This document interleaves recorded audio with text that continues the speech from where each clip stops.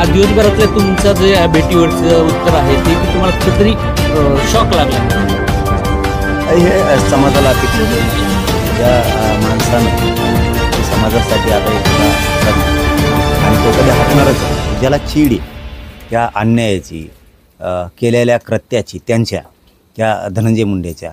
आणि त्यांनीच सांगितलं ना, राज्याला त्यांनीच सांगितलं इतकं की इतका क्रूर आहे, योजना खातो, वाळू खातो, कर्रा खातो, परत जमिनी खातो, प्लॉट खातो, छेडछाडी करतो, खंडण्या मागतो, खून करतो आणि मला पारडं, आमकं केलं तमकं केलं. एक मराठ्याच्या पोरात रोष निर्माण झाला की आपला माणूस संपायला लागले. बघा, समाजाने तुला आपलं मानलं, समाजानं तुला आपलं मानलं आणि धसांचा कुठलाच विचार न करता ज्या काळात त्यांच्या पाठीशी मंत्री आणि असे ताकदी होत्या त्यावेळेस एवढी लीड मिळाली नाही.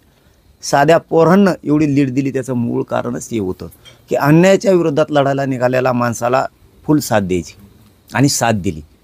आज हे असं घडल्यामुळे इतक्या क्रूर माणसाला, क्रूर येतो हो, त्या क्रूर माणसाला भेटलाय म्हणजे आता तू पण क्रूरच की ज्यांनी तुम्ही हे नावं ठेवले इतके. तळ हाताच्या फोडाप्रमाणे दसांना मराठ्यांनी जपलं. आज त्याच माणसानं कुऱ्हाडीचे वार करून मान तोडून दिली. ज्याच्या खांद्यावरती मान टाकावी विश्वासानं आणि झोपेत कोणी दगड टाकीन ही अपेक्षाच नसती. आणि ती अपेक्षा आज जेवता जेवता अन्नात माती टाकली.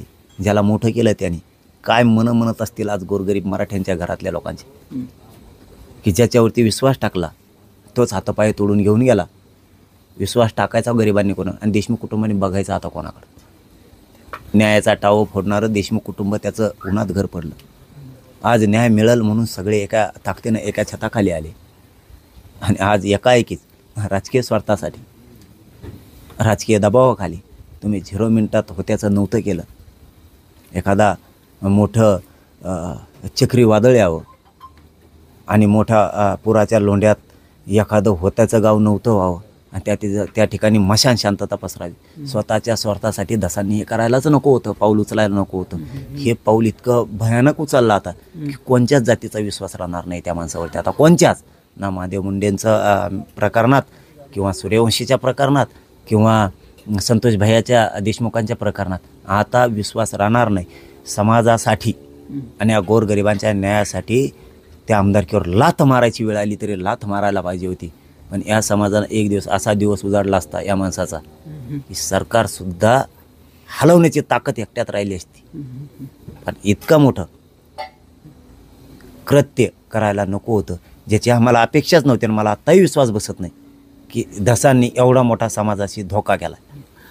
तुमचं उपोषण सोडलं होतं, आता विश्वासघात झाल्याची भावना आहे का या सगळ्या गोष्टीनंतर? काय राहिलं आता, काय राहिलं?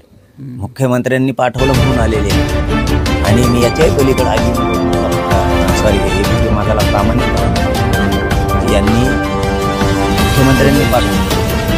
जर उंची वाढवायची किंवा मी जर उंची असतो तर मी डायरेक्ट म्हणत असतो मंत्री आल्याशिवाय मी सोडत नाही, कारण जबाबदार माणूस पाहिजे.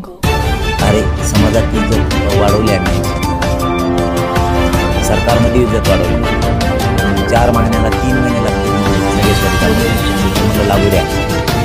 समाजाचं काम होतं ना, समाजासाठी माझं पुढे सरकारला पाहिजे. माझं स्वतःचं हित नाही, माझ्या समाजाचं. इतके वर्ष गेले 40-50 वर्ष, 2-3 महिने मी कावी लागून मला 4 मागण्यासाठी तातडीनं मिनिटात आमदाराच्या हाताने मुख्यमंत्र्यांनी त्यांना सांगितलं होतं फडणवीसांनी 1 मिनिटात का चला समाजाचा माणूस हे काम करतोय पक्षापेक्षा जास्त समाजाला मानतो, गरिबांच्या लढाईला मानतो, याला सांभाळ. समाजालाही सांगितलं पोरांना केसालाही धक्का लागला सांभाळा. पक्षाचा पंचायत असतो, प्रत्येक तालुक्यातले लोक काय माहीत नाही जिल्ह्याला सगळ्या पक्षातले मराठ्यांचे फुल टाकते. हे जाहीरपणानं सांगतो आणि ते लिहि नाकारून दाखवतो. कुठल्याही पक्षाचं इथं सगळ्या पक्षाचे माझ्याकडे येत आहेत. त्याचं कारण असं आहे की मी समाजाचं काम करतो म्हणून भाजप, शिवसेना, राष्ट्रवादी काँग्रेस, सामान्य मराठी शेतकरी सगळे माझ्यापाशी आणि मी सांगितलेलं त्यांनी अंतिम मान्य केलेलं की हो ते कुठल्याही पक्षाचं सुद्धा आम्हाला नाही देणं घेणं पाहिजे. तुम्ही म्हणलात ना त्यांना न्यायच्या बरोबर आणि आहेत आणि होतेच. की वाईट पाऊल चालायलाच नको होतं. सहानुभूती म्हणून भेटायला गेल्याची कबुली दिली आणि आपण कुठं सहानुभूतीला ते काय प्रमाण गेलंय का? सर्दी का काय झाली जणून त्याने काय होतंय, काय होतं ते तापाचं पाणी येतं त्याचं, यात काय आहे एवढं? गेलं माघारी आलं घरी आणि भेटायला गेलं एवढं प्रेम एवढी माया आणि ते भाषण कुठे गेलं मग? ते तमाशातल्या सगळ्या गोळी येते त्याला,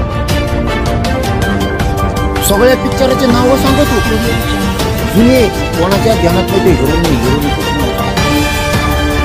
नवीन पिक्चराचे सांगतो, दुसरं कामच करतो पिक्चरच बघतो का कोण इतकं येतंय. आणि मग लोकांचा विश्वास बसला ना राव, ही प्रामाणिकपणा ऐकणार प्रामाणिक रूपातच पडायला लागला, उद्भूत टिकली येतात धक्क्यास. अरे अरे अरे भोळ्यापणाचं पंगडून माझ्या भोळ्या बाबड्या समाजाला नको, तळतळाट गोरगरीब देऊ शकतो ती घ्यायला नाही पाहिजे. गोरगरीब अपेक्षानं बोलत होता न्यायासाठी तळतळाट घ्यायला. अरे दादा एवढं प्रेम क्रूर माणसाचं, सर्दी झाली म्हणून झटायला पळाली आणि यात पावलं द्यायची त्याला. ऐका नाही साधा सोपा क्लिअर प्रश्न मराठ्यांसाठी, सर्दी झाली ते सहन व्हाय ना, 5 मोटर टाकली होती त्याच्या नाकात इतकं